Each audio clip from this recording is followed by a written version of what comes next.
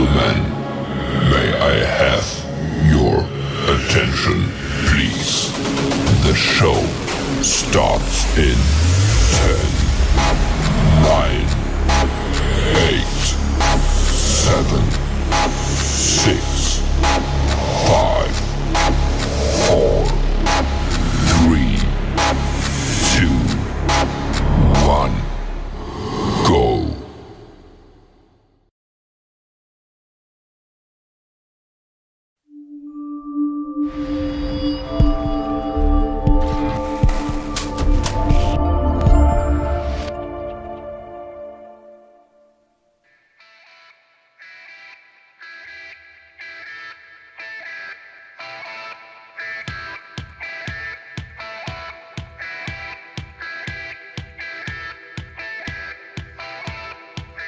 And now, coming live from the Midwest Racks and Rod studio, it's the Outdoor Show with your producer, Drew. What else you gonna do on a Thursday? Bisco Bang with our host, Scott. King Kong ain't got nothing on him. Bisco Bang with special in-studio guests, Nick, Faber, and Andrew Heimer. I think I said it right. Pretty close. Nice work. As always, welcome everybody back to another episode of the Midwest Racks and Rods Outdoor Show. As you can tell here, Drew is here. You just heard him. I am here. He's here. Luke, our producer, is not with us again tonight. He had a procedure on his foot today, and he's just in a little bit of pain and hobbling around, and it worked out so that Nick could join us here tonight, and Andrew's popping in here to have a little bit of a roundtable discussion. And we'll get into all that in just a little bit, but just before we get started here, a word from our partners. Tonight's episode is brought to you by Tagged and Bagged. They specialize in pre-taxidermy packaging for waterfowl. Their mission is to provide hunters with the highest quality packaging products to ensure preservation of a hunter's prized trophy. Tagged and Bagged products are made with the best materials and are designed to withstand the toughest hunting conditions. Taggedandbagged.net, that's right, folks. Taggedandbagged.net. Get on it. And tonight's episode is also brought to you by Bucket Ready. Offers premium food plot seed for the best results when attracting wildlife to your property. Don't ever do that again. Knowing what deer prefer, when they prefer it, and putting the best seed together for deer and your special hunting spot is what Bucket Ready Performance Food Plot Seed Mixtures is all about. BucketReady.com. That's right, Bucket Ready. You know what to do. You know what to do. Get on it. Did I accidentally delete something on there? Yeah, I think you might have. Or it got rearranged or whatever. Well, another quick thing, too, with Tagged and Bagged, he's actually got a golf outing this Saturday. Yeah, he does. I'm in it. Drop him outdoors. Oh, you're in it, yeah. I'm donating as many golf balls as I can to that course. I think he had 2 more spots open, so if anybody's looking and interested, teams of 4, make your own team. It's a scramble.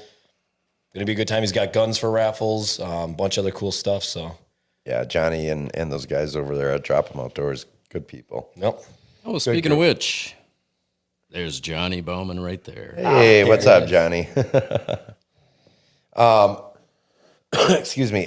So I apologize ahead of time here again. For those of you guys who watched last week here and kind of been following along with us a little bit recently, Drew and I have been dealing with some family health issues and stuff with our mother, and we've been continuing to get messages and from all you folks, and we really appreciate it. It's a tough time for us, and it's in terms of even promoting this show this week was really hard when you're spending all your time at the hospital and things like that. So we appreciate all the reach outs and the prayers and thoughts that you guys have.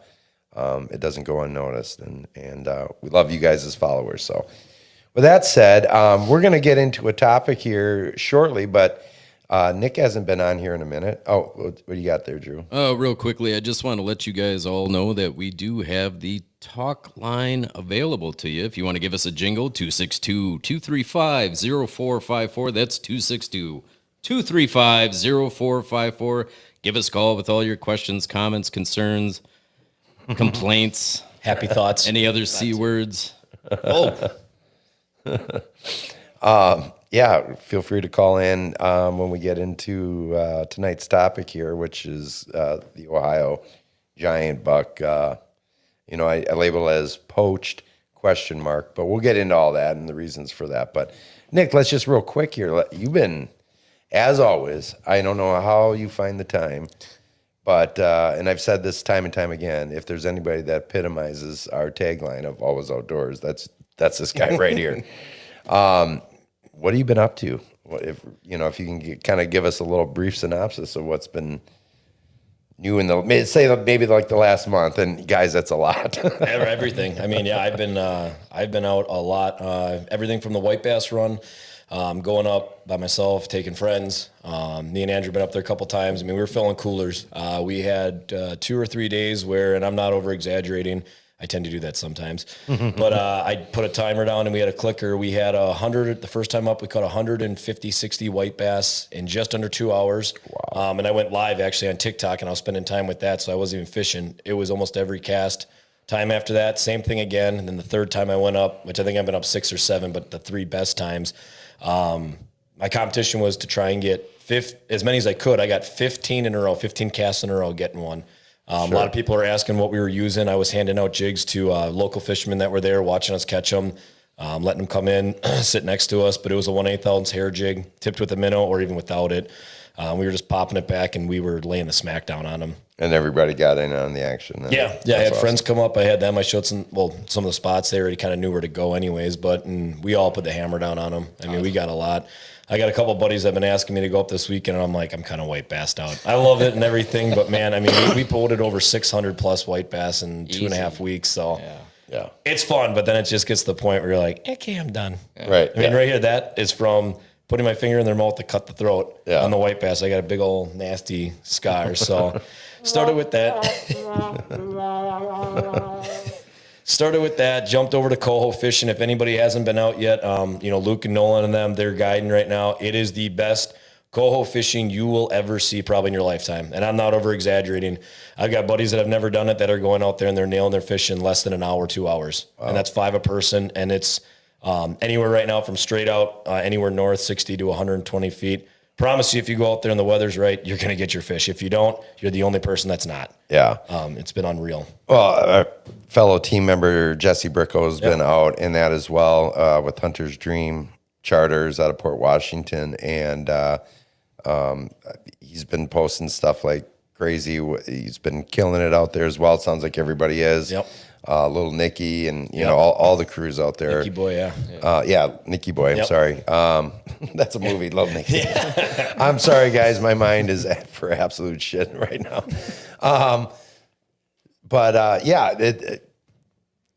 There's so many different charters out there. Obviously, I'm going to, encourage you guys to hit up Hunter's Dream and that, as well as, Luke and that and those guys. They're all out there busy, and now's the time to get on them. Yeah, and I know they have dates open. Yes. And that's what I'm telling people. If you got an extra vacation day and you've been wanting to get out and smack fish, take off now. Right. This run is going to end anytime. I mean, it could be 2 weeks from now. It should be going still good. Nolan ran 3 trips. Luke ran 3 trips. I'm sure I don't follow the other guy, but I'm sure he's getting 2 to 3 trips. They are hammering their limit every time out. Yeah. They're not coming in with their limit. 5, 6, 8 guys, it doesn't matter. They're getting their limit. If you want to get out and you want to nail coho, you got kids and anybody, don't wait. Book it now. Book it for tomorrow. Book it for Saturday, Sunday, or next week. Take that vacation day. Get your kids out there. You're going to have an absolute blast. I promise. Easy on the advertising, man. That's my job. That's right. Yeah, I had a buddy out today from work. He just went out by himself. Had his limit by 5:30, from 5 to 5:30, half hour. Sure. And he threw 2 small ones back. So 7.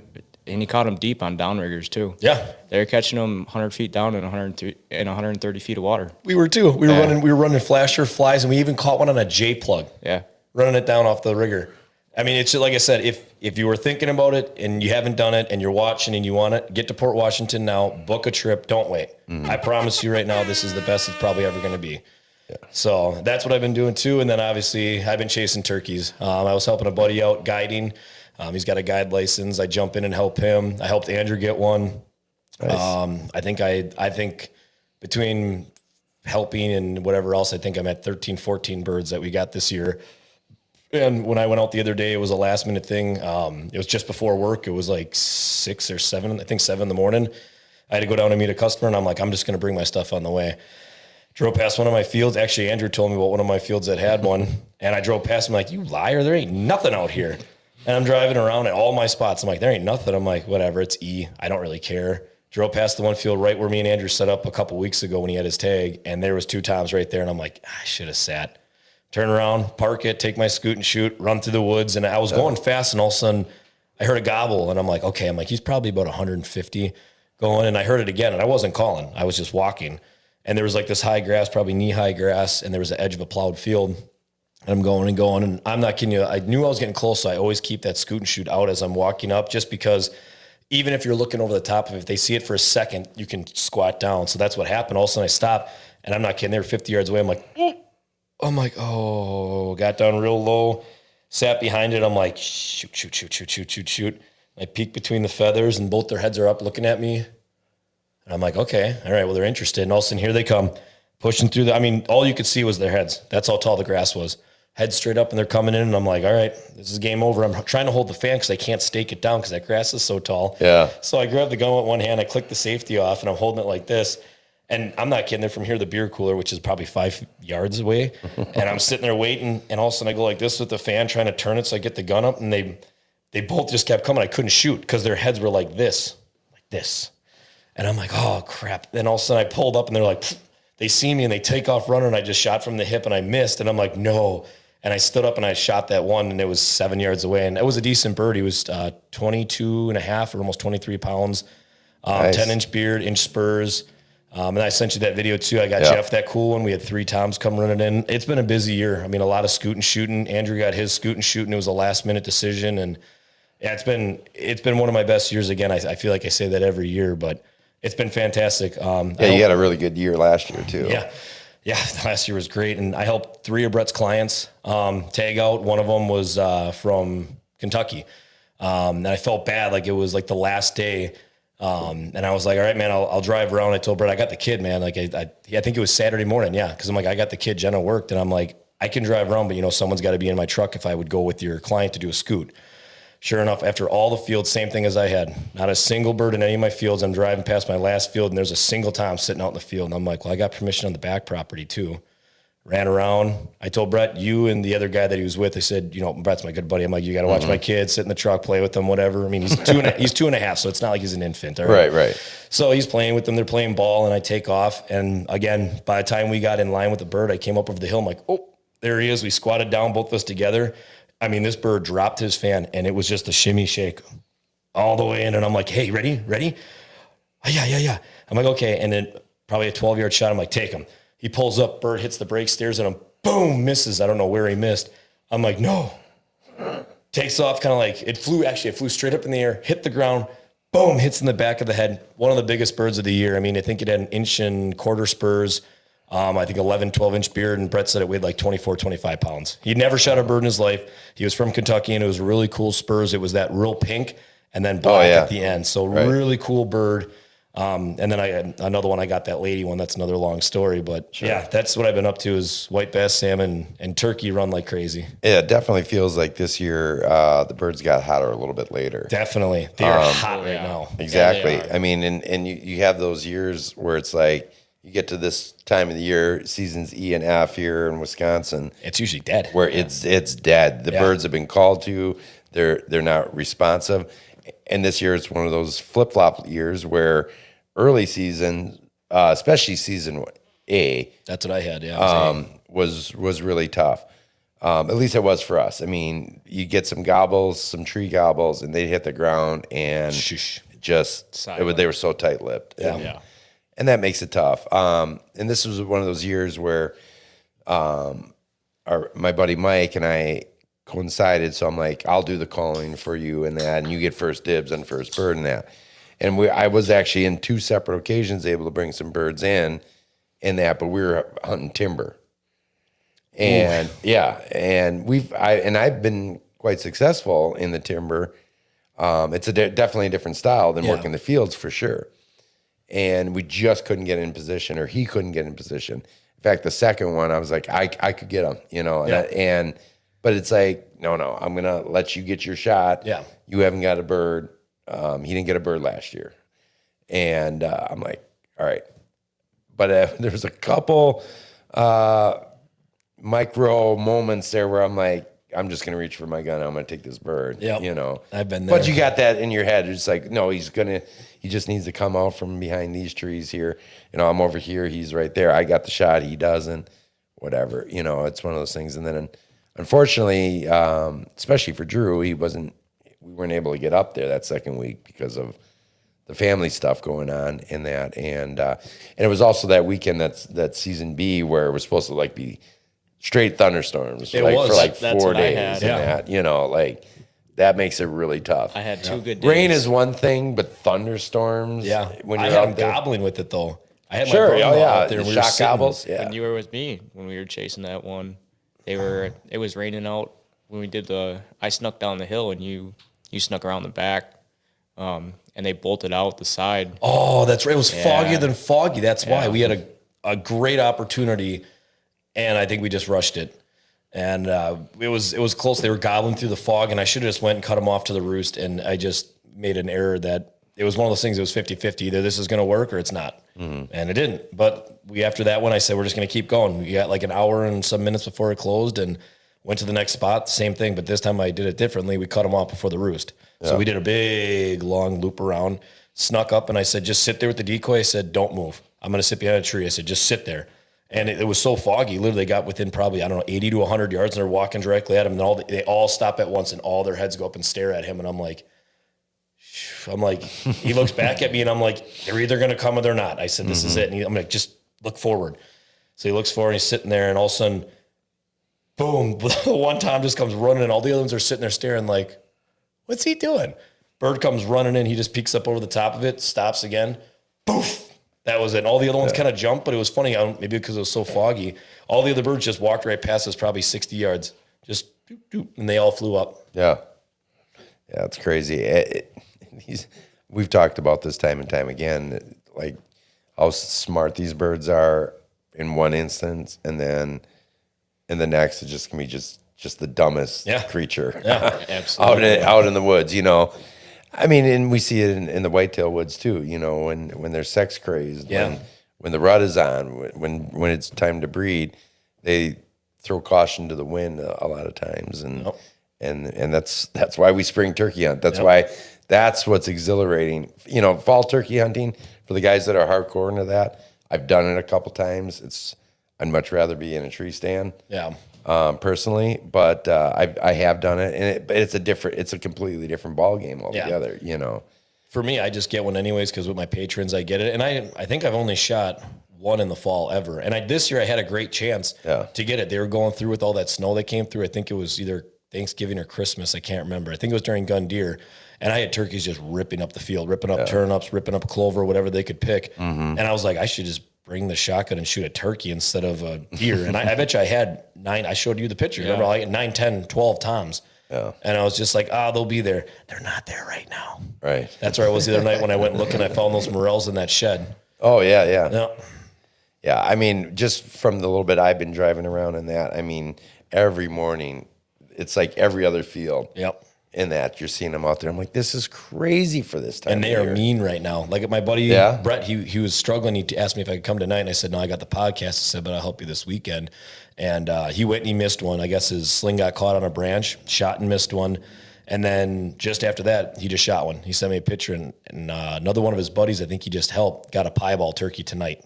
No kidding. Yeah, a bunch of white mixed in. Like a smoke phase, or I'll have to show you a picture. I don't exactly know. It was a really cool looking bird. Let's see. It should be on his story. Drew and I. Is that a pieball? Yeah. That's not a smoke phase. No, go ahead, stand up if you can, and if you. Pretty cool.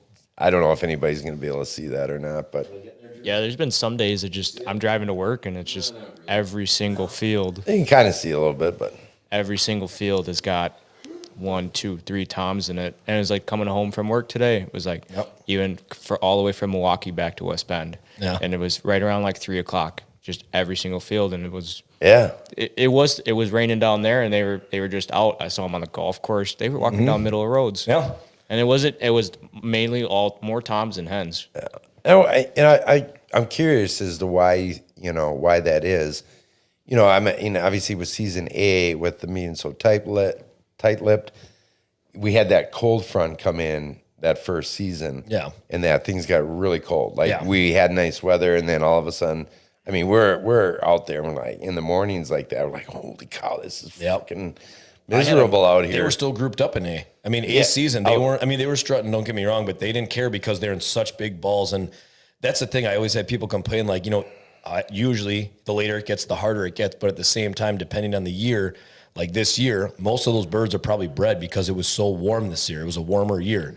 Like last year today is when I was just starting to nail the white bass. The white bass run's already coming to an end now. Yeah. So turkeys are the same thing. It all comes down to temperature and stuff. So I think that, I mean, again, everybody that I know right now is scooting shooting. And if you need to get a bird right now, I recommend scooting shooting right now. If you got it, I would agree for sure. Those birds are fired up. I had 2 come in. Brett had a couple. His buddy had one, and Brett missed one too. So it's, I mean, if you're struggling, you want to get it done, you got short on time and you got permission, figure out a path to get to them, cut them off, sneak behind that decoy, you're going to get it done for sure. Yeah. Absolutely. And I got multiple trail camera pictures in the last week of just toms with white heads looking to fight, looking. Yeah, no, and to be honest, I got the same thing. I'm like, oh my God. And I've gotten them for the past 3 weeks, and I was out with him and I'm like, he's like, oh, we got, I got a couple of fields that are really hot.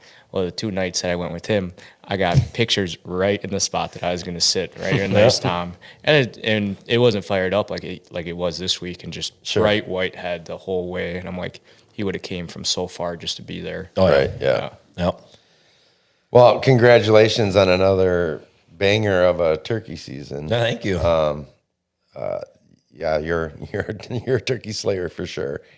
And fish slayer. And yeah, I love doing it. Like I said, I love taking people. So that's why I like helping Brett's clients when they're struggling. I mean, and the thing is too, I'm not a guide. I did get my guide license. I applied for it. I didn't fully send it in. I had to pay, but I didn't guide this year. I didn't get paid for it. I just do it because, especially that guy from Kentucky, I was like, well, just to be out there and doing it. I just like in that aspect. But for me, it's like, especially that guy that drove that far, I was like, first bird ever. I'm going to try and go over the top and push as much as I can. And I don't mind helping him out. Brett takes care of me, and, I help him out. He helps me if I got a buddy that needs a bird. So it goes like that. So especially if you can get somebody with their first bird. I mean, I know, like when I got Drew into turkey hunting and got helped him get his first bird. And I think that is, whether you're mentoring for deer hunting, whatever it is, I think when you get to a certain age or a certain point in your hunting life or career or whatever, that the exhilaration of getting somebody else that, so that your excitement is kind of reflected in by their excitement and that the more excited they are, the more excited you are. Well, I always tell them it's thrilling. Every time we get done with them, I tell them, I said, I think I got more excited than you. I mean, when that guy from Kentucky, he literally shot it, and we had both scoot and shoots side by side. I grabbed him and pulled him to the ground. I was just pounding on his chest. I'm like, that's how you do it. That's how you do it. And he was all jacked up. He was like, yes. And one of the coolest things, actually, out of all the people I've ever taken, I've never seen anybody do it, and I'm a believer. So he came and he prayed right after he shot the bird. Thank you, Lord, for giving me this opportunity, being able to harvest this animal. I'm so thankful. And like I said, he had 35 minutes left before he had to head to Kentucky. Wow. He had to go home, and I respect him for this. I asked him, I said, hey man, why don't you just stay? Like, you paid, Brett to hunt. Why don't you just stay and stay for the weekend and hunt? He's like, I can't, my kid's got karate and it's a big thing for him, and I want to be there for him. So he was going to pass up even paying for a hunt. That, my kid's more important, my family's more important than shooting a bird. And I felt even better after he got it. I was like, well, had I known that, I would have tried even harder than I did. But I'm just glad we got it done. He got to see his kid. He posted videos of his kid, and he actually have him on Snap now too. So he sent me his kid doing karate. So it was just, I made a friend out of it. It was really cool. And I enjoyed it. Totally. And this was his first bird ever. That's what he said. And he came to Wisconsin for it? Yep.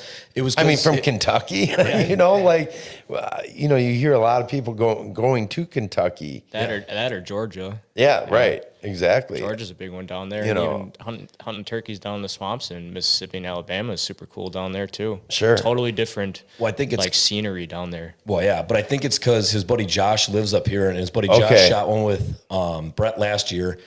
I helped Brett the night that his wife shot that turkey this year. I actually left Brett, and I said, her and I are running. We ran over, and I called him. We had 3 Jakes come running in. She had 45 minutes to shoot one, and 3 Jakes came running in, and I didn't know there was a tom on the way. Brett texted me right before, and I said, well, where is it? We got 3 Jakes at 10 yards. He's like, have her shoot the Jakes so she can get her first bird. Yeah. The season was over. Right. And he said the tom was on the way, but when he texted me that, it was 20 minutes ago, and we were only 100 yards apart. Sure. So and it was funny on that one too, 10 yards away, she pulls up. I'm like, whenever you're ready, you can shoot. Just aim for one, because they were kind of close and the one kind of picked off. I'm like, shoot. She goes, boom, misses, and oh no. And I look at him like, oh, and finally, and I look and I'm like, I was just supposed to say, don't shoot. They're gone. She pulls up and stoned it, and I'm like, I like ran out there full speed because like I thought she stunned it or something. So I'm running, booking as fast as I can run. Stood on it, and it was stone dead. Brett comes out, and we measured it 83 yards. Obviously using TSS. I don't know. Yeah, maybe. I don't know what she have to be. She was using an old shotgun, like an Ithaca or something, like an old, like her grandpa's gun or something. And I'm not kidding.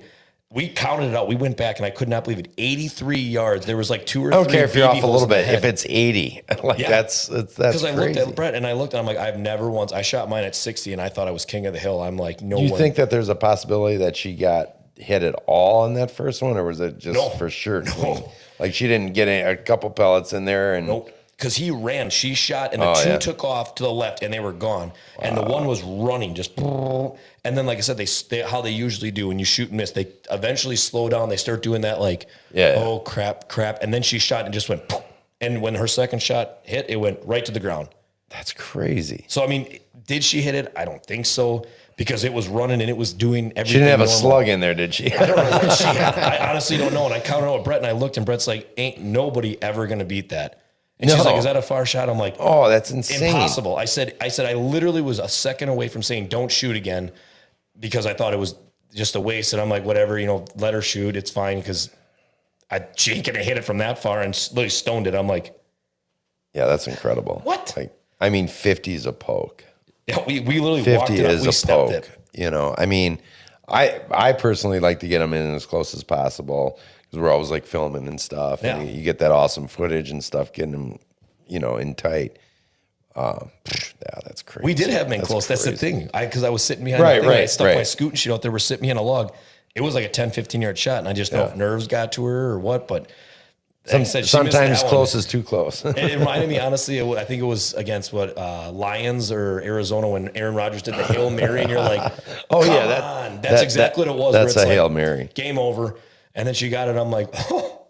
Yeah, that's insane. Wow. I would have never. I mean, I don't even know if I'd take a poke at 50. I think it was honestly a 1 in 1,000. Pretty awesome. I've shot before at 50, 60, and I missed when they were like coming through. And she shot it while I was doing the walking where it's like, oh crap, something's going on. They're doing that. I mean, at that range, that spread, that pattern is so far. But I guess all it takes is 1 or 2. Yeah. Is just enough in the right spot. Yeah. You through the head. I mean, and I don't recommend this. Don't shoot at 80. This was not me telling her to shoot again. It happened to work out. It was fantastic, but don't be shooting 80 yards. It was a very, very great shot, but I don't think it could happen again. I think Aaron Rodgers didn't even throw that, but that wasn't even an 80-yard ball in that game. Yeah.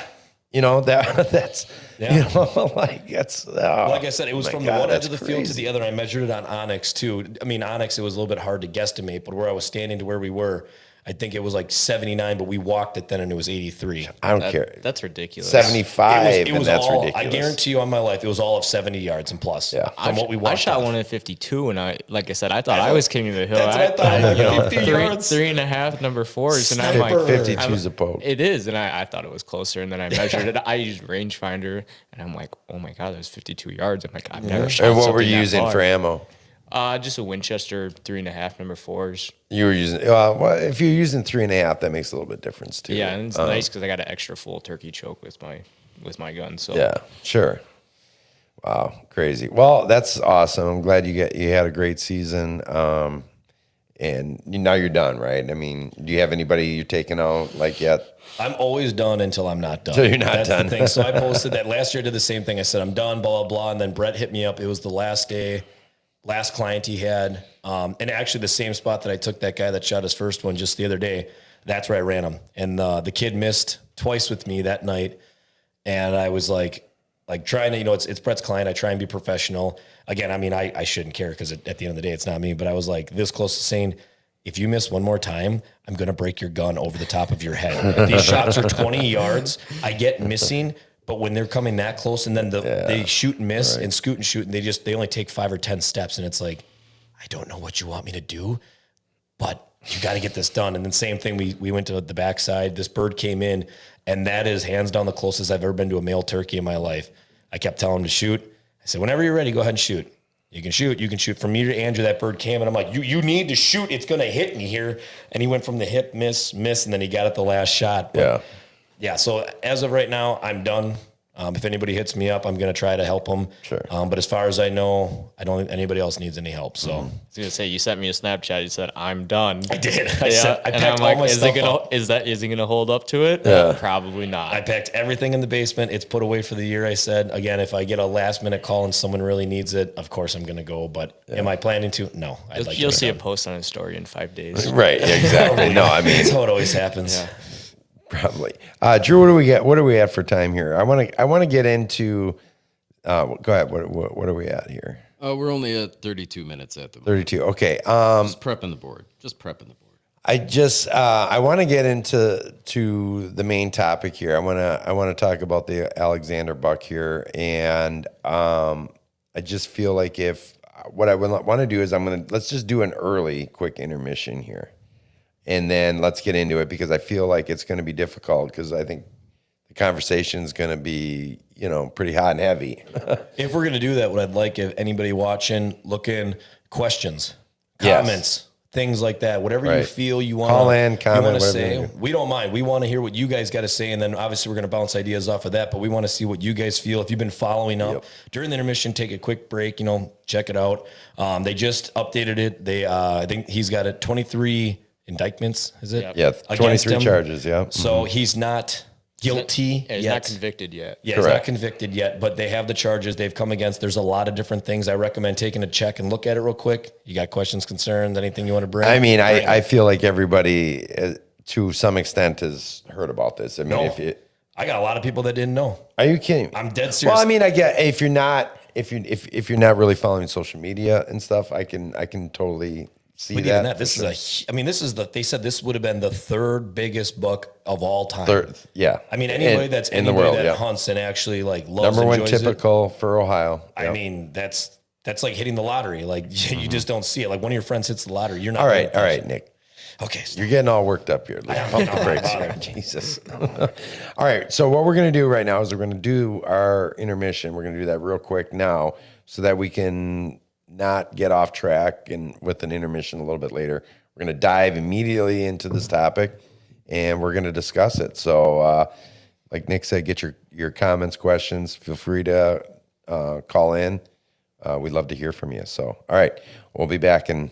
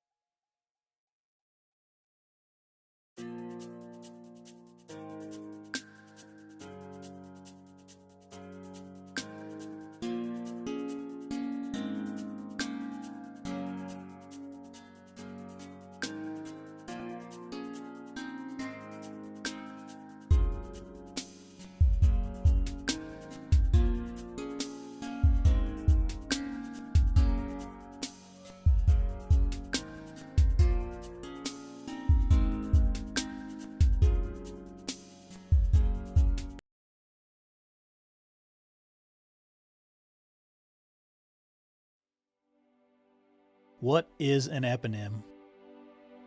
A person after whom a discovery, invention, or place is named or thought to be named. There are very few eponyms in the hunting industry. A product so popular and so functional, it becomes the act of the product. All right, guys, we're back. Thanks for sticking with us. Drew, can you do me a solid and just shut that AC down there? We're nice and cool in here today, folks. Man, last show, I came into the studio and it was like something like 75 degrees in here. And so before the show, I'm like, I got the AC cranked and that, trying to get it down, but it creates that white noise in the background. Yeah. I don't know I guess I haven't noticed it earlier. Did it kick in before? Let us know if it did. We apologize if you had like kind of because I can hear it in my ear, and that's why I just told him to shut it down. But I'm like, we needed it because we came right. Back You guys, game, these guys came right from a softball game. Thankfully, you guys had an early game, so it was kind of a rush to get everything situated right away here. But welcome back, everybody, from Intermission. Hope you grabbed a cocktail, a beer, a water, whatever your preference is. As you guys have seen in the title here and whatnot, we're going to be talking about. There's part of me that doesn't even like using the name. I don't like saying the Alexander buck because that buck deserves better than that name to be associated with it. And I have a feeling it's going to always be, what I mean? Of course it will. Just because that's who will end up killing it. I mean, he did kill it, but for all intents and purposes, I'm just going to call it the Ohio Giant. And we kind of alluded to some things here just recently. Obviously, this isn't super groundbreaking. I would say within the last, when did news break on this? Maybe Friday night. Friday night? Yep, so I was up in Fremont fishing. 6 days ago. 6 days. I was up in Fremont. I sent it to all you guys. I said, hey, I said, look what just came out. Yeah, and I had seen it, I think we all kind of, if you have your pulse on the outdoor world and industry and that, you've seen this. Although you said that multiple individuals that are not familiar with it. Yep. So I don't feel too bad about beating a dead horse right now on this thing.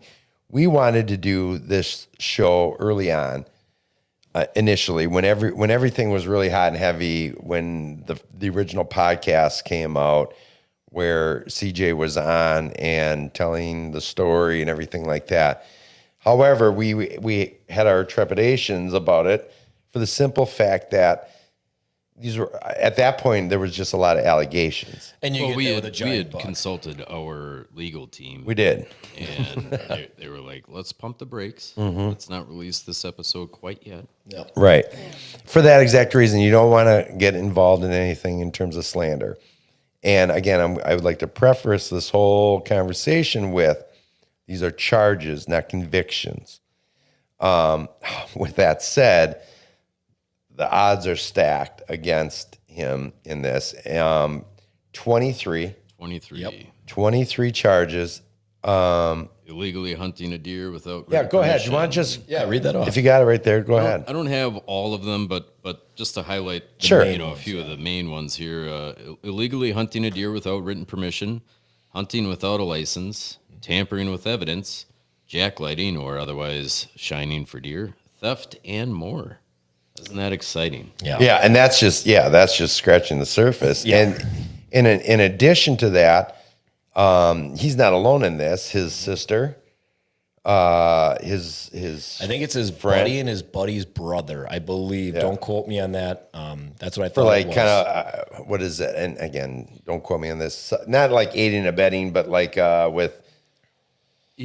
They call it basically hiding your concealing the poaching. Yeah, exactly. There was a buddy that was there during the apparent time when he shot it on a different property. Apparently, there's another buddy that was there helping too, and then his sister was also trying to say, going along with the story. Mm-hmm. So I think she has 4. Again, this is I think 4 charges, and the other 2 guys have 6 and 8. Yeah. So they're all part of it as well. They're all looking at charges, every single one of them.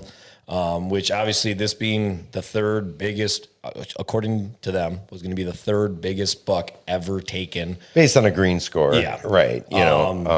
It's a big deal. I mean, it's a huge buck. Look at that. Drew, if you could just pull up that one shot there, or I got two pictures in that. I mean, that is just an absolute. It's a freak. Giant. It's supposed to be the largest typical, it would have been the record, or I mean, it is.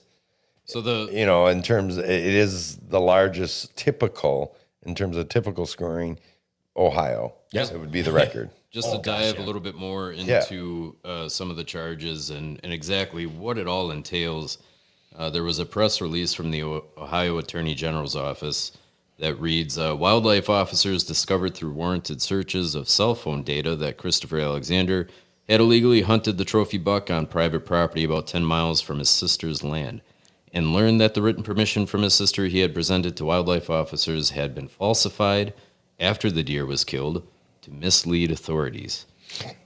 Evidence revealed Christopher Alexander staged the deer, taken at his sister's property with the help of Corey P. Honert, and his brother Zachary Honert to conceal the poaching.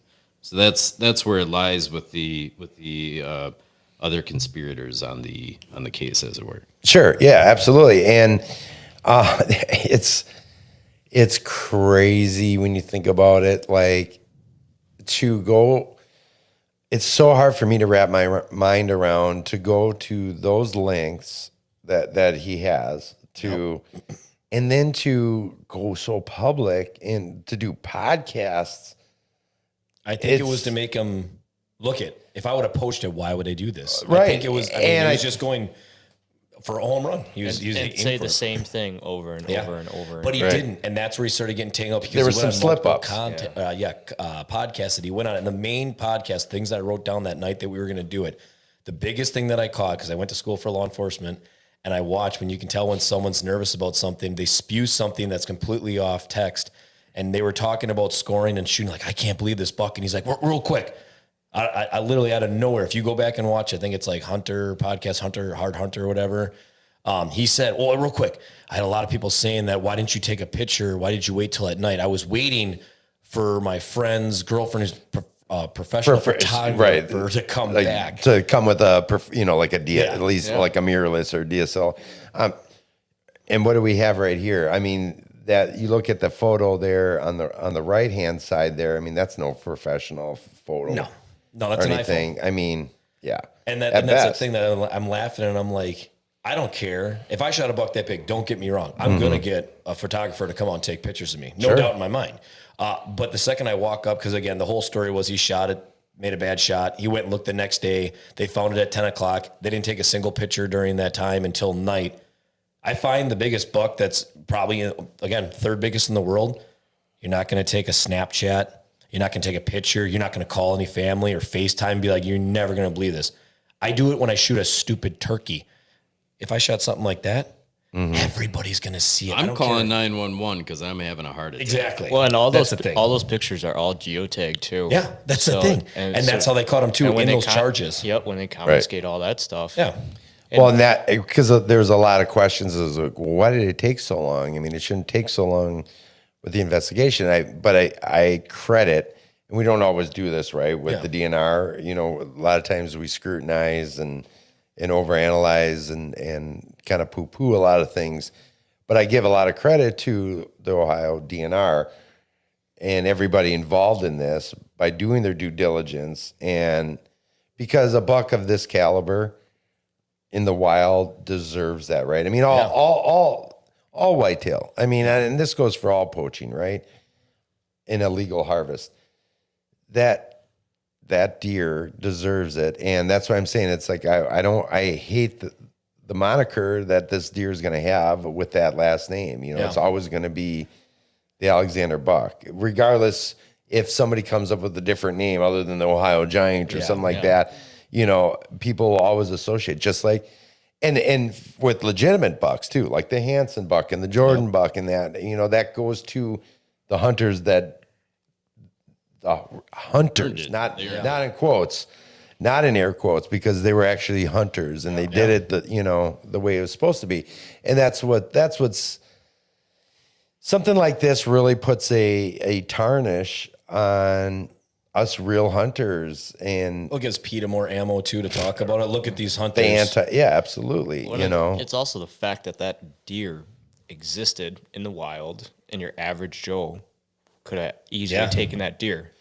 Yeah. Right. So now, a lot of the things, if you follow like comments and in the social media realm and with the podcasts and stuff where people were talking, there was a lot of different speculation. And the one thing is that this buck's home range was 10 miles away. That was the thing that kept coming up. Yeah. And as it turns out, this buck was killed 10 miles away. Yeah, exactly. Whether by the way the crow flies or whatever. So it's so hard to wrap my mind around like the balls that it would take to try to deceive people. And then you talk about his sister's property, right? And there's been a lot of people that have posted like, Google Maps of. And did you look at the property surrounding it? There ain't nothing a buck that big is ever going to sit in there for. No, and not for a long legitimately, time. It looks like to me, in my opinion, that it was about a 4 to 5 acre piece. Well, that's it. They said 30. I thought he said 30 acres. He said a square chunk. He said. I thought on that podcast they said it was like 30 okay. acres. I mean, but again, you think about 30 acres in a perfect square. Sure. All it was a tree line, right? Making a square U, and then field and a little bitty pond on it. And the field, I should say, was like that crap weed grass that comes up to your belly button high. Can there be a buck there? Yes. There was no woods anywhere near there. If you look at the map, maybe that's what I'm getting at, is that it was maybe 4 or 5 acres of actual wood line. Yeah, that's it. Yeah. And when you're hunting something that small and they couldn't find it, or you couldn't see it go down or where it ran or anything like that, it threw up a lot of red flags for a lot of people. Well, yeah. And again, I'm not trying to get down on anybody that was trying to defend him, that wasn't involved. Yeah. Because I think it is we see it all the time in social media, right? Somebody shoots a big buck. Well, that had been high fence, or it's not allowed to. You're not allowed to kill a big buck legitimately. Yeah. In a lot of cases, in the world of social media, yeah, right? It's got to be something. It had to be high fence. It had to be this. There's always those eyes of scrutiny. Yeah. So. Well, there's always people too that say like, now they were talking like, anytime you shoot a big buck, you better take a video of something from the tree stand. What I do is you better lawyer up. I take a Snapchat. Like the one that I shot this year wasn't anything like that. I took a Snapchat. I'm like, I just shot the biggest buck of my life and I saved it. It's almost like winning the lottery, right? When you win the lottery, you don't announce that or post anything about it. You get a lawyer. Yeah. Exactly. Right away, and legal counsel before anything, and it almost kind of feels that way. My God, I can't. It's so hard to wrap your mind around shooting a buck of that caliber. They talked about like you shoot a deer over 200 inches, called a game warden. It was. They were talking about that on the podcast, and I said, honestly, if I shot anything like that, I would. Yeah. And the biggest thing, that almost should be your first call. I'd call right. And actually what I would do is if I shot it, I'd take a video. I just shot this buck right now. It's blah, blah, blah time. I'm right here. I'd zoom in like this. There's my arrow, my Luminoc, whatever it is, I shot it. I would probably call at this point. I mean, just based on everything, that this brings to light, right? Yeah. I think if I saw that, right, and certainly, in the moment you don't even realize, but if I thought I shot even something around the 200 range, at this point in time, I think my first call was like to the local warden and be like, look, I'm still in my stand. I haven't even got down. Do you want to come here? You want to come help me find this thing? Like, I'm pretty sure I just shot a giant. Yeah, and I want to make sure that I have every evidence that I have right now coming up and shooting this. There's still daylight. You see what time it is right now? Right. I'm going to wait for you to come here, and we're going to walk together. Right. Yeah. Hell, I'll sleep in my stand all night if you can't get here till morning. Yeah. I won't move right here. I'll sit and say now. I know we're out of it because you're going to be shaking so bad. Right. Exactly. I know we're exaggerating, but at this point, It's going to come down to that now. I mean, again, because this is going to be, if he fights this to the end and he doesn't come out and say it, that he did it. I mean, the only thing that I believe is going to come out is this. Now that the other people are being charged, in my opinion, the only way there's going to be 100% nail in the coffin is going to be, they're going to say, you guys have a plea deal. We'll let you guys off with minimal fines or whatever. You won't see jail time, nothing on your record, or we'll wipe it all out. You guys come out and you just admit it, show us pictures, videos, anything you guys have for evidence. We'll let all three of you walk. Unfortunately, he's going to have to take the hit. And in my opinion, I don't care if it's family or best friend, if you did something as stupid as that, and I'm looking at jail time or fines of thousands of dollars, I'm going to sink you because you were the one that pulled the trigger, not me. Yeah. And I shouldn't even try to cover for you, and now I'm wrapped up in your crap. I'm going to let you sink. Yeah. Do you think like if he goes down, do you think he's going to try and drag everyone else down with him? I don't think they're not going to care because that's the whole plea deal. They're literally going to say, you guys are all scot-free. I don't care what you guys had. We obviously know you're part of it. Yeah. You guys want out? You send us and give us all the information that you can. Just basically rat on them. Give me everything you got and we'll let you guys all walk for free. And that's all they need is a nail in the coffin. All three of those say it. Done deal. He ain't walking. He's done. 23. Well, like his friend that was with him, allegedly that when he shot. Yeah, when they're gutting the knives. He didn't have his phone to quick take a picture before they moved the deer. Oh, he definitely did. And especially like I said with the geotag on it. Yeah. Mistakes were made. That's why this is going on. Every single photo in your phone is geotagged to a location. Yep. Right. Location and time. Yeah. I mean, and that I think ultimately, like you said, that's the nail in the coffin. Yeah. I don't see anybody else involved in this like willing to stay tight-lipped. I mean, if it was him and one other person, maybe. Yeah, now there's three. But I mean, with this many counts, how in the world? I mean, one of the charges is that he didn't have a license. That's what I'm saying. Like, are you kidding me? That poaching's to me, bad enough, but you don't have a license. You don't have that is probably the biggest giveaway one that doesn't make any sense. And then to like go on a podcast and multiple, what? And then he said he didn't have the license. It says doesn't have the valid deer permit. And then also like he has the 5 counts of illegally hunting deer without written permission. So it must be a little bit different down there. Yeah. It is. It is. Yeah. They confiscated another one of his bucks. Did you hear about that? So besides this buck, there is now talk of another buck that he shot that he didn't have a tag for that he had mounted that they confiscated at his house. Yep. Well, and there was something to do with like, so he falsified the written permission from his sister, and there's something to do with that because she's half owner with the mom too. So apparently you must need written permission from both of them.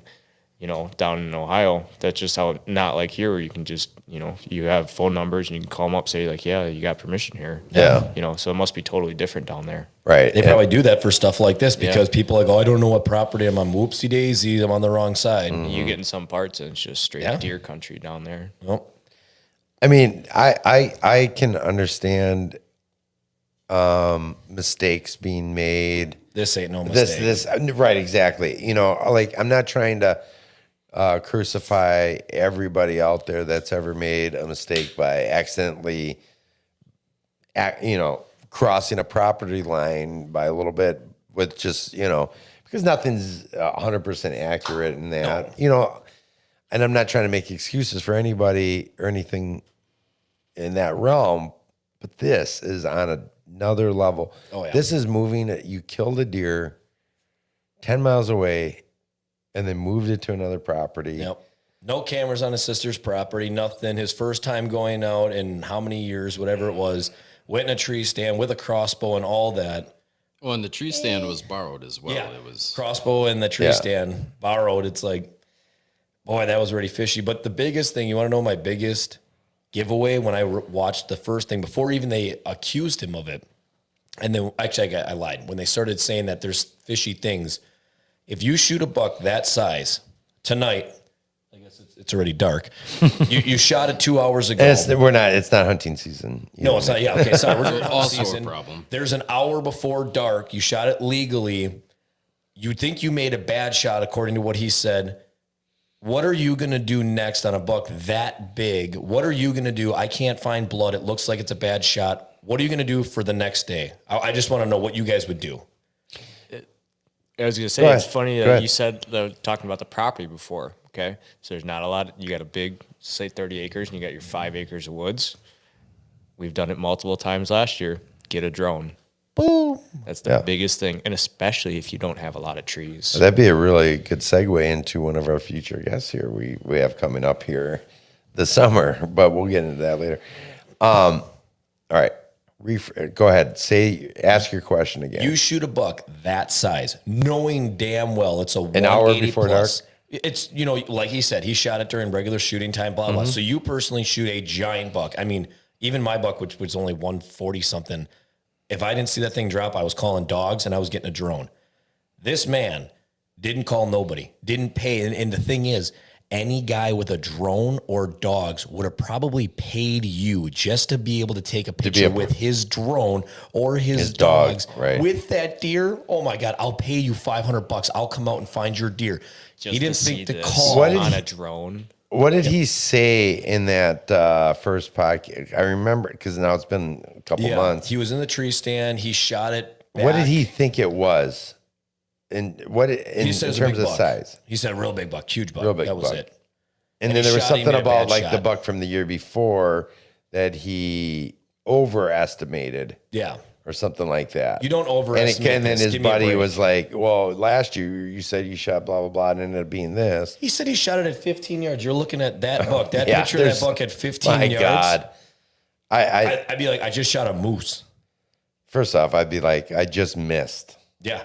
Well, he said even at 15 yards because I think I'd be falling out of my stand. Like I said, the buck that I shot this year, anybody that shoots most people that don't have like premier great land that see 140s, 150s every day. People that see a 150 and they're like, that's the first ever I've seen in my life that was the size of buck I shot. Had I not watched him drop, I would have called the best dog person I could, and I would have called a drone recovery because it's the biggest buck of my life, and I don't think I'll ever shoot one that big in my life. And it's not even close to what that is. That man gambled on not bringing a dog and not calling a drone.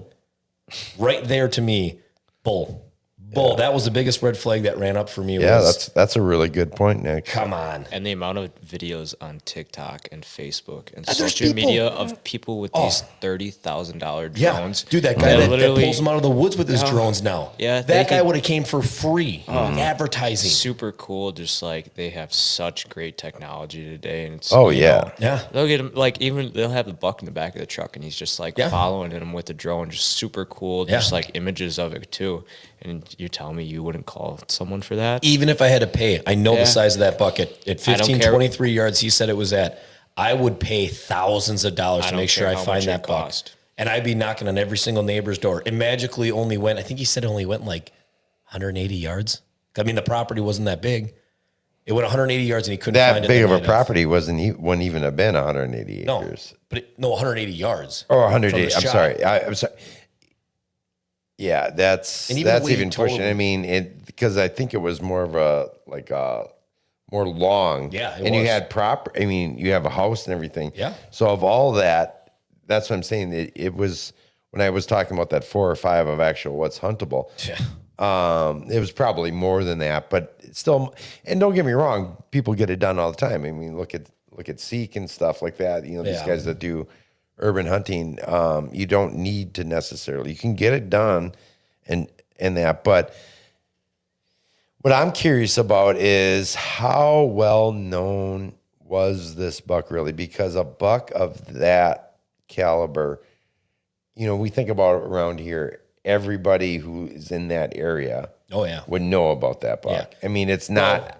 Depends how many landowners and neighbors kind of keep it hush-hush. They could. And that, but I mean, just think about here in southeast Wisconsin, right? Yeah. And how many little side roads and county roads and stuff. It wouldn't be that hard to spot this buck in a field. Absolutely not, no. Because this isn't like it's not like this buck has only been around for 2-3 years. Oh, no. You know what I mean? Yeah. So we're talking years of a giant buck. Yeah. I mean, do we know what the age of this buck is? I'm going to say 6.5. It's got to be at least 6, right? He's got to hit his prime. I think next year he would have had to be going down. So I say 6.5 or 7.5. Yeah. One of those two. So for that long, I mean, bucks like that, people can't. And I think what we've heard and seen in comments and things like that is people did obviously know about this buck. Yeah. And what was the one thing that was coming up? Like,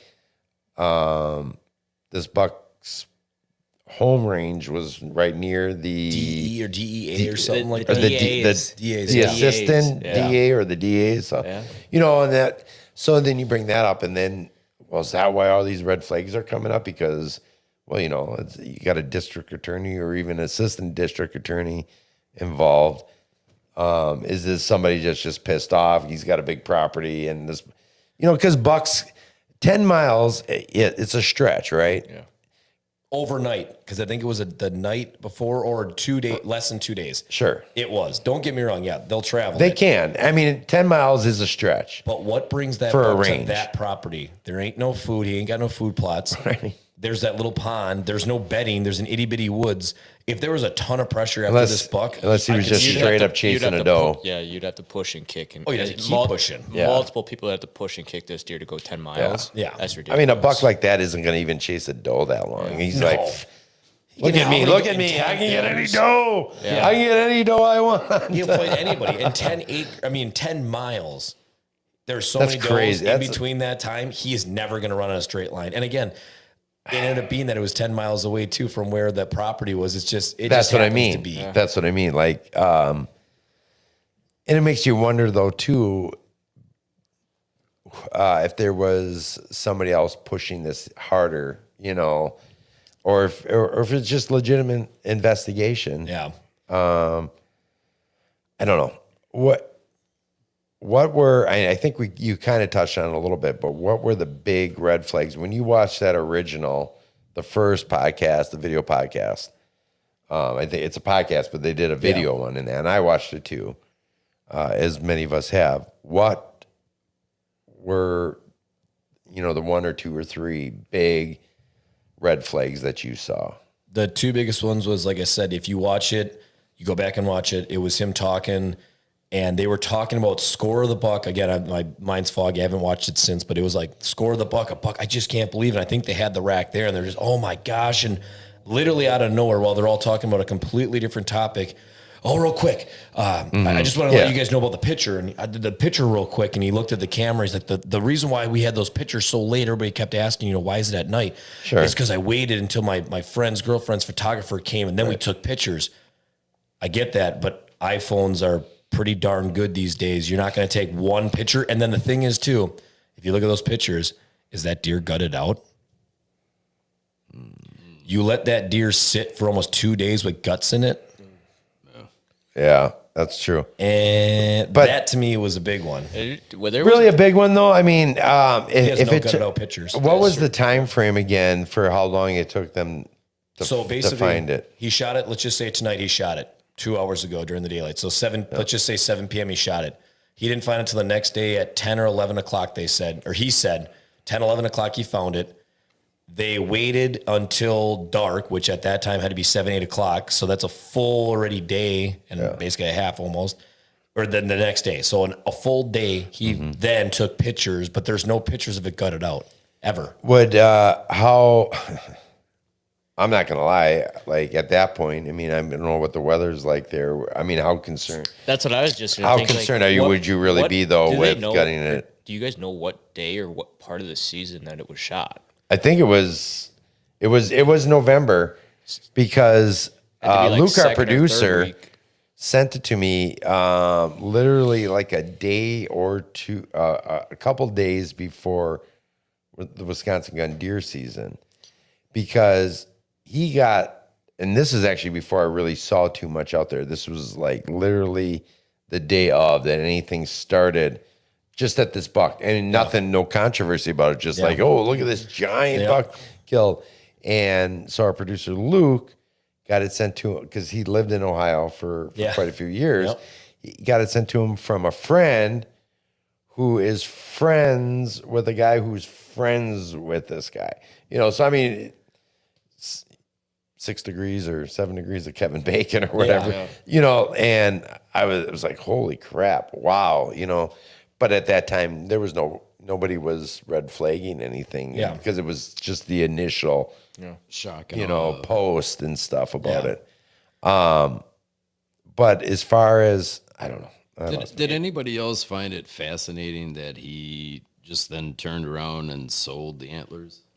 Yeah, for like $32,500. Right. The rights to it. He sold them? He sold them to an antler replicas. collector.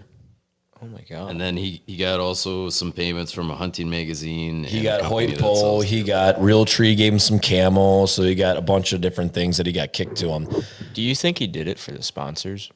No, I think he I just don't did think- it because he was Or do you like, think he I got could get big this eye? buck and I could probably get away with it. I mean, why does someone rob a bank? Why does somebody do anything that would be stupid? You're going to try and get away with it. And it's either I'm going to do it or I'm not. This to me, honestly, I in my opinion, and it's just an opinion, it's for the money. I mean, the guy it sounds like in the podcast and that he's kind of been down and out and that and had somewhat of a rough life and that wasn't financially stable. Yeah. So no, I think this was about money. Otherwise, you don't go on a podcast. You don't just to kill it, just to have it and that like. No, I think there was financial gain involved in this for him because there was a lot and the amount of money he could have actually made. Oh gosh, astronomical. Without selling it, Exactly. Podcast. And I could be bringing wrong on with this because shows. there's guys. I know I'm friends on Facebook and that with guys who are antler collectors. Where they buy giant sheds, and I'm not going to name any names or anything like that. It's not really my world, right? I mean, I don't delve into that too much. I find it somewhat interesting when I read their posts and stuff. But I mean, there's hardcore collectors out there. I mean, for crying out loud, Bass Pro Shops or Cabela's and stuff, the amount of money that they pay the rights to that is, $32,000 is a drop in the bucket. Yeah. That what you can make long term by having these antlers or this mount travel to shows, Right. all the different trade shows and expos and things like that. And then You can make a lot of money. On the flip side of that, right? So Ohio has a statute in place where if the gross score is over 125, there's a greater penalty involved. Right. With poaching. Ooh, do they have that in Ohio? then? Yeah. Now, I was looking at the formula and my rough math. This is, excuse me if I'm wrong here, but I have it coming out to about $30,450 For fine. just for that. That's not all the other 23 accounts and Right. fines and That stuff. is That's just based insane. off of the gross score being over 125 and So having basically a like, poach- I feel like I heard that too. I've heard there's been a lot of numbers thrown around on social media about it. But yeah, that's. And then what did he? And the thing of it is so he sold it for right around that amount. Yeah. is from what I understand. Well, that money's all coming back. I Well, mean, it's- right, it's all- exactly. I mean that guy. I mean, hopefully that guy isn't out that money. no, there's no way. I mean- he'll get his lawyers and say you basically stole from me. Yeah, exactly. Did you see? I took a screenshot because I follow him on Instagram. He probably is going to block me now. But the day that it all came out on Friday, he posted on there saying, "Not guilty yet." Just Is that with the Not T, guilty was yet. that with the T Grizzly? yes, that was Yeah, a T with the Grizzly. first Yeah. who said? day out. Oh, He did. Yeah, he did. I followed him on CJ Instagram. did. Yeah, I followed him at the not guilty yet. Yep. Not guilty yet. Yet. With the Yes. first day out. Yeah, first day out song. I'm just like, boy, I'd just probably delete everything that I had on social media. I mean, and that's what they were talking about. He seemed so confident. I'm like, So right.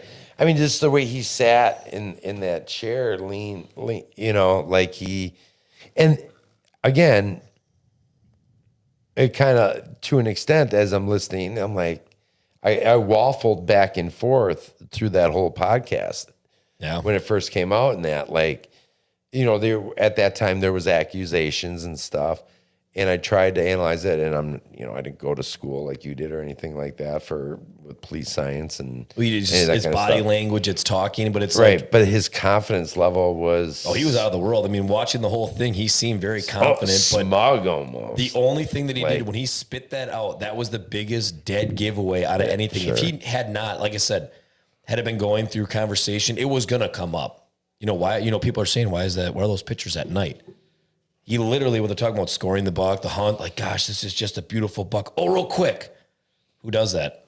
Why would you throw that in there? Because I think he was thinking they're not going to bring it up. They're not going to talk about it. So I have to say it real quick that the reason why these pictures were at night was because of this. Why would you say that? If nobody's asking. If I was innocent, nobody's asking. I don't think I could wait all day. I don't think I could wait all day like he did. No, absolutely not. There's no, again, that's the thing. Another red flag is you didn't take a single picture and send it to your friends or family during the daylight. You waited 7-8 hours until it got to dark for someone to take a picture. Yeah. You had no other friends. Everybody's working. If you would have shot a buck that big, Andrew, I would have been calling to work saying, I got shit to do. I got to leave now. Or even marking it on Onyx and just tracking your trail. And walking through and seeing, for sure. I mean, I think absolutely whatever app you're using, base map or anything like that can track because I've done it myself. I've done it on tracking a doe for crying out loud. You know what I mean? Like, so you can see what you're doing, where you're going. Or if they're running ridges or they're running a certain elevation. Yeah. You have, or if you're on a property that you're not so familiar with, I mean, maybe he hasn't been on that property. If he hasn't been that giant, he wasn't because he's on giant the property. That's why. So I mean, yeah. Boy, so it'll be really interesting because the trial date is coming up next week here on the 20th. Yeah. What is that? Monday? Is that Monday? Monday's the 20th. Monday. Yeah, Monday. So again, for those of you who don't know, this, these are legit charges. Yeah. We're not trying to spew any sort of rumors or anything like that. We have our opinions about it, the things we're talking about. We're far from the only ones. I mean, just looking up articles, you got Outdoor Life, Field and Stream, all these different, reputable sources, and that these are charges. Again, I feel like for the most part, he's been guilty in the court of popular opinion. Yeah. By far. And he gets his day in court or days or however long it's going to be kind of thing. But it doesn't look good. There's too it doesn't much look good. There's just two. I mean, it's not 1, 2, 3, 4, 5, 6, 23. 23. No one gets away with that. No one gets away with 23. Well, and he's getting busted. When they came to it, and they talked about on the podcast too, I give it to them for not rushing it. He doesn't have a hunting license. Yeah. Let's just talk about that. Yeah. Like one of the charges is you don't have a license. There's no debating that. No, you didn't. So right there, you poached. Yeah. If you do not have a hunting license and you kill a deer, you poached it. Yeah. End of story. Yeah. So forget about all the rest. I mean, we're not going to forget about the rest, all the other things. And I think it's already poached right there. It's poached. Yeah. It's poached. Whether he shot on a sister's land or not, and then the forgery and everything. I mean, and again, the nail in the coffin, I guarantee right now, I'm predicting the future. It's going to be, they're going to give them a buyout, all of them saying, you guys have one chance to come out clean. You guys want to fight this to the end? Mm-hmm. We're going to bury you. You're going to be going with them. You're going to see either fines or jail time yourself for hiding this. This is a big deal. So you guys can take your pick. Do you guys want to go? Or do you guys want to walk clean and you just give us the information that we already know and we have? Here's what we have right here. This is it. Yeah. Big, and this guy's a big Law and Order guy. I guarantee he watches way too many episodes. I know what cops do. I know what cops do. I know how they work it. And if he, if they do, if he is guilty, do you think they're going to try and make an example and throw the entire book at him and everyone? I think that's a really good. I'm glad you actually brought that up because, some people will look at us doing a show like this and be like, you're beating a dead horse here and that. Yeah. And no, I think what's important is that he is made an example of. Like, these kinds of things need to come to light. It sucks. It's a tarnish on the hunting industry and the hunting lifestyle as a whole, right? Yeah. Like we hate this. Nobody hates this legacy. Yeah. Nobody hates this more than hunters. No. You got a comment there? Yeah, to that point, Mike Mason was just stating that this is the stuff that the anti-hunters use to push back on the hunting community. The fallout is bigger than just him. Yeah, absolutely. So to that point, I think we should all be rooting for the book being thrown at him. 100%. Right. Well, how do you think that's going to happen? You listen to that podcast. How do you think they're going to get the book? What if they have random people that are sitting on the jury that don't know anything? It's a stupid deer. All you hunters do is kill them anyways. Why do you care so much about a stupid And who buck? is the jury going to be made up of? Yeah. Is it, like you said, is it random people, or That is don't it, or is care? it people like us that have put in the time, put in the thousands of dollars, have gone out, scouted, gotten the permission, hung the stands, Been sat ethic, in there, just flat out been invested in the ethical. bows, the camo, everything, and have just, you've waited 10, 15, 20, 30 years. Your lifetime. To You get watch one generations. chance. To get one chance at maybe 150, and then there's a 200 plus inch buck, and then making a good shot on it, or even in his Good case, a luck with a bad bow, shot. yeah.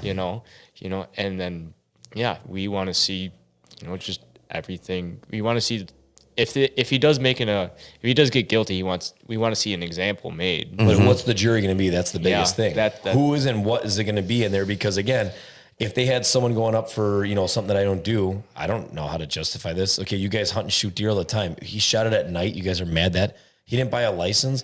Well, so what if he bought it after? What does it matter? Someone that has no idea what the hunting community is going to be like, Somebody, me. All right. So of all the potential jurors, right? And I mean, you haven't been on a jury, right? No, luckily I've never got a jury duty. All right, so I have, right? So there's a whole process, right? Where the jury, it's not just random. You can be called to jury duty, and they're going to bring a large number and only certain numbers. And you kind of get interviewed by both the prosecution and the defense, right? Yeah. And then it's kind of picked that way. okay. It's not completely random. It's based on questions. If there's a sense of bias or anything like that in one way or the other. But I am biased, like knowledge on like anything on it. Like this is a little bit different than like criminal charges. People know, like, you don't shoot someone, you don't run into someone, blah, blah. Right. The hunting thing is like, However, so I mentioned this to you earlier this evening before we did the show and stuff. All it takes, and I'm not going to do this like this is the only thing, but all it would take was one person who is in that that hunting realm. Yeah. Whether they hunt themselves or have family members, and they kind of understand it, whether they do it themselves. And then on top of that, you also are going to have the people, because if you're not a hunter, you're going to fall in one of two categories. I don't care. Yep. Or God save the animals, right? Yeah. Absolutely. So Absolutely. I feel like you have I didn't even think the of hunters, God save the animals, and then you have the people I don't care in between. Yeah. You're going to have people, one or two or whatever, and you have to convince everybody for a conviction, right? The whole jury has to decide this. So there's just no way. I mean, because at the end of the day, it doesn't matter what your opinion is. And this is the thing I found when I did juries, like people had opinions. I'm not going to get into the case. And there was me and another guy, we're like, your opinion means nothing. Yeah. This isn't about opinion.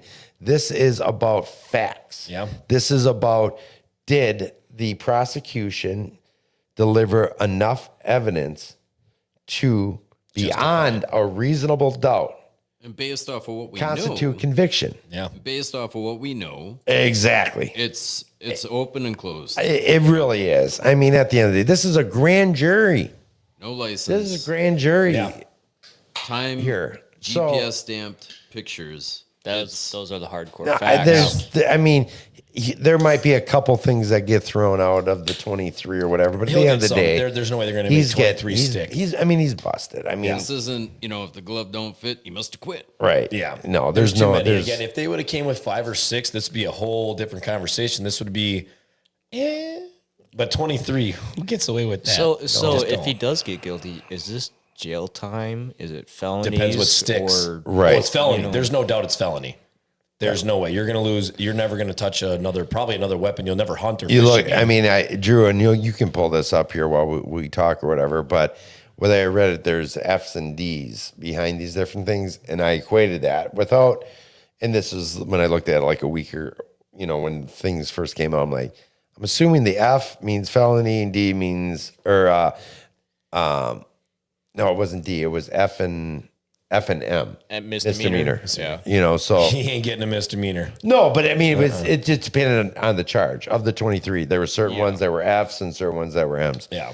But Drew can look that all up, and that's fine. But I want to just kind of quickly just not turn the table, but just kind of shift this topic here away from just him.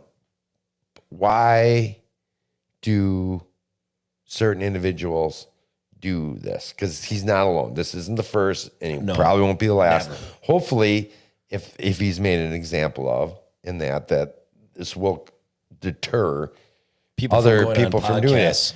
But what? And I'm not talking or watching the show in general. What would possess? What do you guys think the reasoning that not just this individual that and I don't want to, I guess we're not glorifying his name. He's CJ Alexander. What would possess him to do this? And what possesses other people to maybe not go to the extremes that he did, but to be unethical in while you're hunting in that, and push that envelope? Do you guys think it's a social media thing? I think in this case, I mean, this is a cash cow. Yeah. This could have been a huge payout if this was done legitimately and ethically and with legally. Yeah. But there's other reasons. People are poaching deer and doing things illegal, and every year it happens. I mean, it's right. Just, it but just what do you does. think?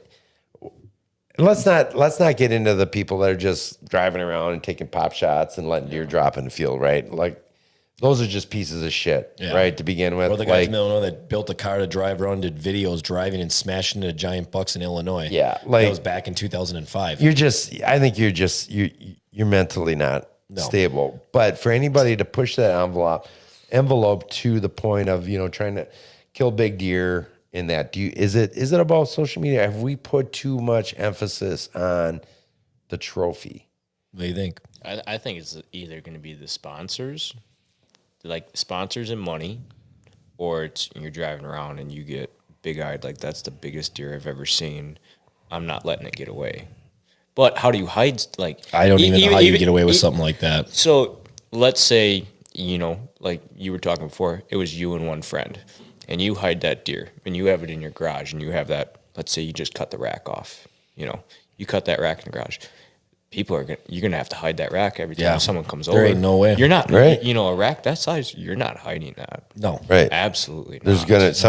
Someone's gonna question. You're gonna have multiple people, and it's gonna keep branching out, like you said, 5 degrees, 6 degrees, 7 degrees, and it's like eventually it's gonna get out. People are gonna ask questions, and then if they, because they got trail camera photos, where'd this deer go?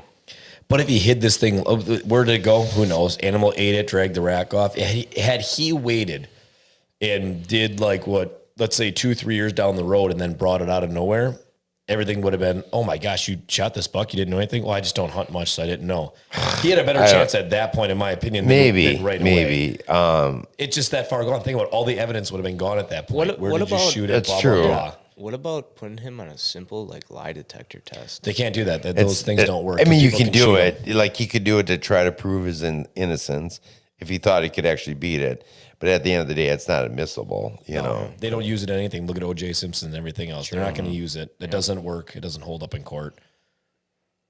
But if you're going to shoot, like I said, now don't get me wrong. If I was in a poacher's eyes and I was going to do something like that, a buck like one of these, you could probably get away with that. If you were going to be that person that's going to drive around and shoot a decent buck like this, people are going to believe it's like, okay, whatever, I thought he was going to say, if you're going to shoot one of these dinks like that. No, if you shoot one of these people, you could probably get away with poaching, at night, one of these bucks. I mean, most people aren't going to question it. No. You're going to go out at night, spotlighting, and shoot a buck of that caliber and not expect anybody to question where you shot and what you did. You're a fool. If you're going to poach, again, this sounds bad. You're going to poach, Don't do it against a buck like that. Yeah. You're going to get caught. You're never going to get away because the whole entire hunting world is going to be watching you. We had a place up north, or I did, or my family did, and he's been up there, and like you drive around, gunshots all throughout any time of the day, night is normal. Mm-hmm. And we've gone shining throughout there, like in the summertime, just seeing what's up there, and in July and August, and you see some pretty big ones in Velvet. Oh yeah, and there's no cars out. It's 1, 2 a.m. You know how it's easy. And especially if you know the land and you know the area, you could get away with some of the stuff like this. But people do it every year. But then every year it's unfortunate. It sucks. It's bullshit. If you think that it doesn't happen, then you're just a fool, in my opinion. It happens in every single state, every single year. There's giant bucks in anything. I mean, whatever else you can hunt, they're going to shoot them at night. People shoot deer and they think it's okay because they need the meat. They'll shoot them at night. They don't care. But go ahead, continue. No, I was just saying that we've gone up there and we've seen countless, just how many big bucks during the night. We have giant, with a nice spotlight you plug into the cigarette outlet, and it's just it's super easy up there. There's no one there's no one around, and just like I said, you get away with all of these ones, but they're not. He made a mistake, I think, but just like if you shot one of these, you wouldn't post it on social media. No. And I think the social media of everything is just like and that's what makes it not a mistake. This was a deliberate act. Oh yeah, the greed. And to me, it's all about what's that, Drew? It's the greed. Yeah, this was clout. This was money. Right. I mean, probably money more so than anything. It's the same reason why people rob banks or any of it. Right? What kind of?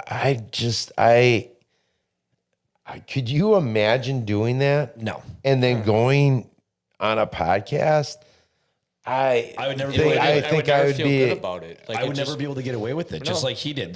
I don't think there's a human out there the way that he did it would ever get away with it, because you can't hide from the truth on a buck that size. No. One, no one's going to want you on big podcasts if you shoot a 120 to 140. You shoot something that size, you're never going to get away with it. You won't. And anybody thinks that they are, they're lying. Unless you hide it for 2, 3, 4 years, and then you end up coming out, then that stuff fades away. Maybe. I'd be sitting here sweating, like telling you. Like, I would never get on a podcast. Yeah. Like, oh my God. I'd never get on a podcast. I would be. Yeah, I would. I'd be a wreck. You're going to do video evidence talking about your hunt so that they can sit there and dissect the video that you just did live, right? Yeah. Over a buck that you poached. Yeah, exactly. I would never get on a podcast. To that point, for anybody of our listeners, I know we don't have any listeners out there with malfeasance in their mind, but for the record, we encourage that behavior. If you are an idiot and you are going to poach, absolutely reach out to us. We'd love to have you on. Yeah, let's talk about it. Yeah. Moron. Yeah, I want to instantly blow up to 1 million views. I would have loved Andrew, to. You want to take one for the team real quick? Not today. But to that point, I'll throw you $20. I'll double that down. You know 20. what? I got a pretty decent one on camera the other day. He was only about like 6 inches long, but he was thick as a baseball coming out of the head. And you're already ready for him. He's on my hit list. I would love to go down to. He's like, check out this giant velvet buck I got in me. I got two. I mean, I'm sorry, it was. I shot it September 1st. Andrew, it's still open. I mean, October 1st. Yeah. I just hope to God that the people that are going to do that they're going to continue to be dumb. Stupid, yeah. They're not going to figure out ways to hide it. There's just I don't think, I mean. Get yourself busted, because we don't want you a part of our community. No. There was I guess from my understanding, there was an individual that started a GoFundMe page for him and his legal fees. Oh my God. And don't quote me on this. I mean, everything is hearsay, but I think I watched a video about this, and I don't know the name or anything. That's neither here nor there, but like, to believe him to that extent to start a GoFundMe page for his legal cost. Like, that's the second dumbest GoFundMe I've heard. The first one was Kylie Jenner. Let's go fund her so she can be the first and youngest billionaire. So, I mean, there is dumber out there. Don't get me wrong. Sure. Not by much. No. But that beats it. Hey, you're a multi-millionaire. Let's make you a billionaire by giving us poor people your money. But I kind of what I was alluding to earlier in another aspect of it is is social media in that and just that pressure or that drive to have clout. It's the money and things game. like that. Right. It's the money. it. It is the money, right? Like with this. But I mean, to an extent, we've seen it, and without naming names, we've seen it in the hunting industry with legitimate, like TV hunters and things like that, right? Where I think I know who you're talking about. and there's many. There's many. There's several. I mean, I would say many, but there's several, right? That have done some things that don't fall in that ethical or maybe legal. No. And they've gotten busted. And again, I don't want to call names. That's not what this I'll is call about. out one, Jeff Foyles. Okay. Remember that one? I don't No, that was back in the day. That was the waterfall hunter. He had it made in the shade. He had a farm and everything down in Illinois, flooded, had everything, had the whole waterfall industry right here. And he was in Canada because he guided too. He's in Canada. He took out undercover DNR, and they let him shoot the cameraman's limit, his limit, and shoot an extra limit on top of it. He got busted. Geez. Same thing, because he was all about the clout. It was about the videos and everything. He got caught also shooting bands in parks, feeding him bread and shooting with a pellet gun, a Gamma Whisper pellet gun. But but God. like that what guy you're had saying it here, there, he made that it. is what social media is, right? It's all about posting a picture of That's here's clout. what I did. Yep. What are you doing? The Making Right. people jealous. Guilty. Sure, I think we Guilty. all are But to some not degree, guilty right? But of doing. I'm guilty of unethical or posting illegal. something Guilty that of I posting, cooked, sorry. right? Yeah. Like, Right. oh, I made this. This was delicious. Yeah, exactly. No, 100%. And so, I mean, and we can't put the blame on social media because that's an individual's mental dysfunction to go above and beyond what's ethical and what's legal to have that clout or To better set themselves or ahead. to think that they're going to get fame from it, or they're doing a TV show or whatever it is. We can't necessarily put the blame on social media. So it doesn't have its own identity. It is social media is what it is. It's individuals that have this mental dysfunction that would cause them to do things that they shouldn't do. Yeah. And that's not just hunting, that's in anything, I mean, there's a lot of reasons why people do stupid stuff just to get views and things like that. It's the money though. Social media. At the end of the day, people that At make the end it of the big day, on it's- social media, you get this. I shoot a buck that big. I'm getting free bows. I'm getting Oh, arrows. my God. I mean, I that's- could get a dang truck for all I care. I mean, the opportunities that you can get with doing that is there, but the problem is when you get busted for it.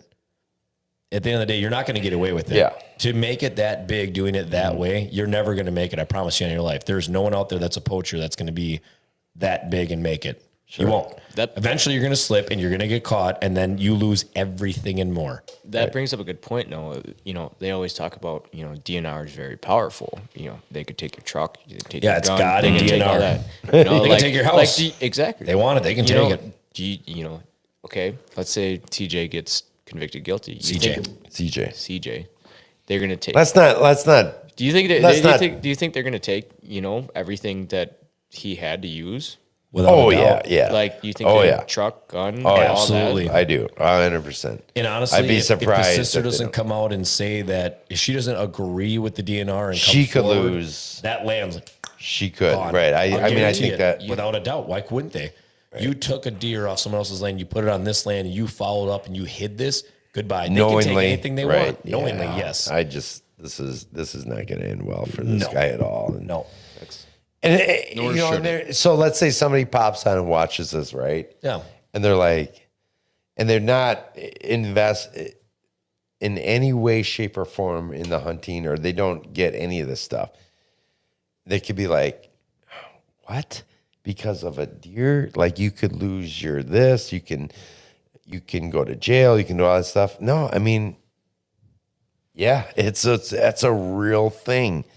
It's 100% a real thing. And rightfully so.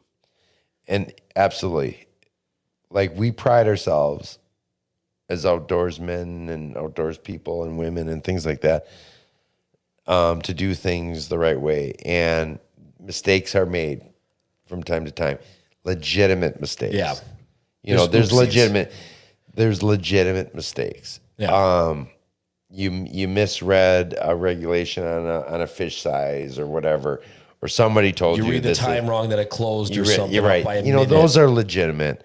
And then there's egregious things. And this, the topic we're talking about tonight, is an example of not just, it goes even above and beyond egregious. This is just like trying to manipulate anybody and everybody to go on multiple podcasts, not to defend yourself, but just to to tell this made up story.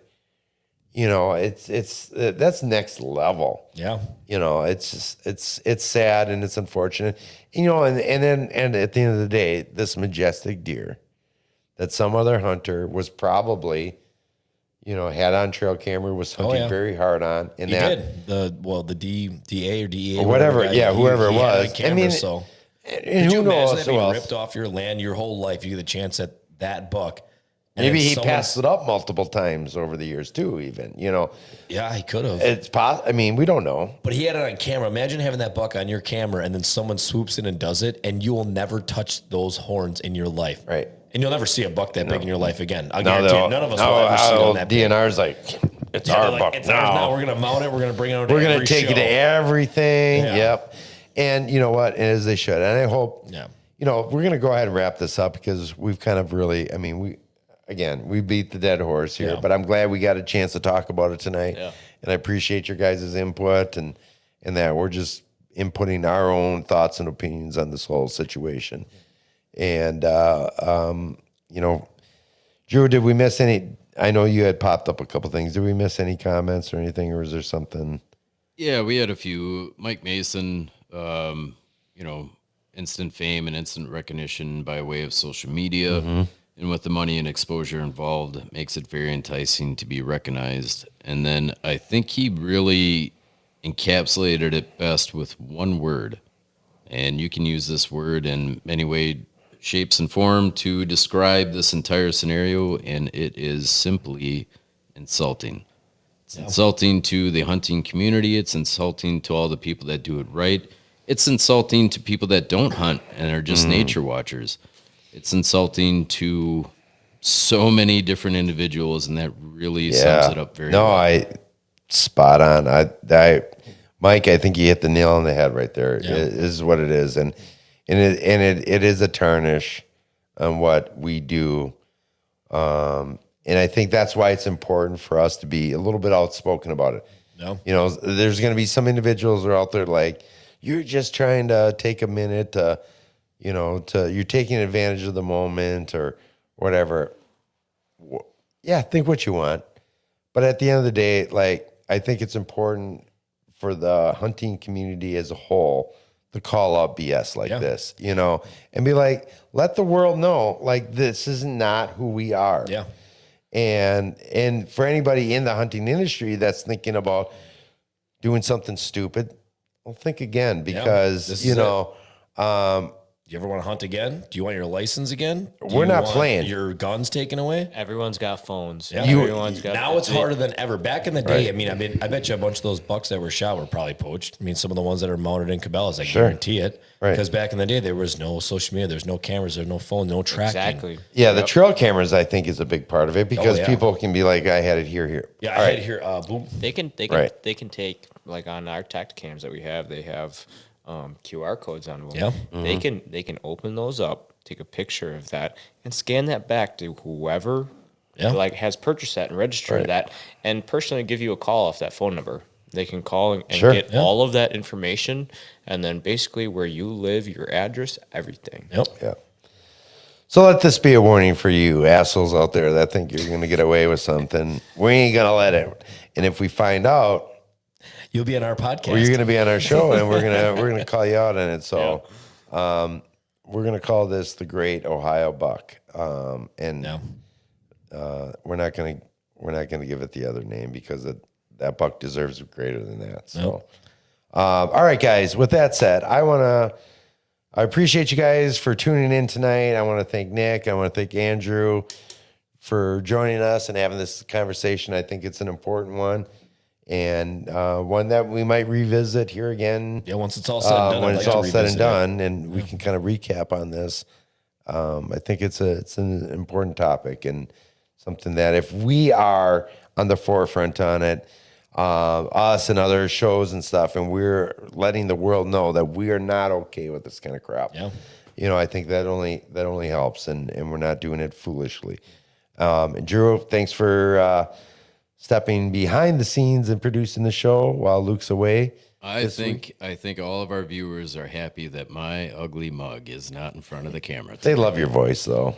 Yeah, that's true. They just love it. We all love your voice. Come on down and spin the wheel, because I don't fucking believe it.